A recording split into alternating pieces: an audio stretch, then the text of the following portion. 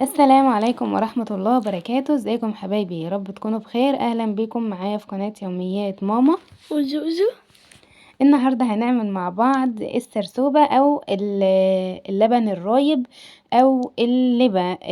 دي مش هيعرفها يا بنات غير الجماعة الفلاحين اللي كان عندهم خير يعني ومواشي وكده. السرسوبة دي عبارة عن أول حلبة يعني الماشية أو الجاموسة أو البقرة بتتحلبها. زي ما تقولوا كده اسمها المسمار.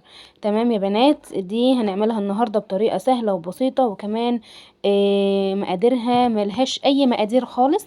معايا هنا 2 كيلو من الحليب. طبعا الحليب انا مستخدمة هنا السرسوب او المسمار بتاع جاموسة، وكمان الحليب حليب جاموسي. تمام يا بنات، برضو تنفع بحليب بقري عادي مفيش اي مشكلة، بس بصراحة انا بحب الجاموسي يعني بيبقى كده بخيره. انا حطيت هنا فيها رشة من الفانيليا، وكمان حطيت فيها حوالي عن 3 معالق كبار من السكر. وهو ده اللبن او السرسوب اللي هو اول حلبة الجاموسة بتتحلبها. بيبقى لبن اصلا يا بنات، بيبقى لونه كده مصفر يعني، غير اللبن العادي اللي احنا بنشربه. لان ده بيبقى فيه كل الغذاء طبعا. يعني للمولود بتاع الجاموسة. تمام.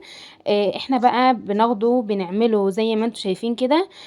بقلبه الاول، بدوب في السكر، وبعد كده بصبه في طواجن. وبدخله الفرن بدخله على درجة حرارة عالية. بعد كده يعني بسخن الفرن جامد. بعد كده بوسط النار شوية لحد ما يغلي، ابدأ اهدي عليه يمسك في نفسه كده. بعد كده احمره بالشواية من فوق. تمام يا بنات.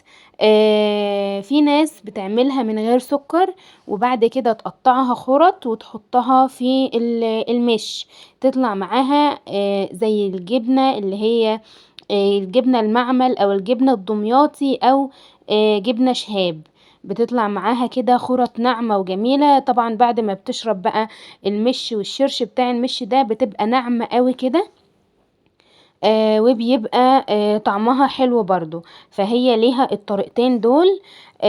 جربوها بإذن الله هتعجبكم بالطريقتين دول، بس انا بصراحة بحبها طريقة مسكرة، هي كده بتبقى عاطية على ام علي شوية.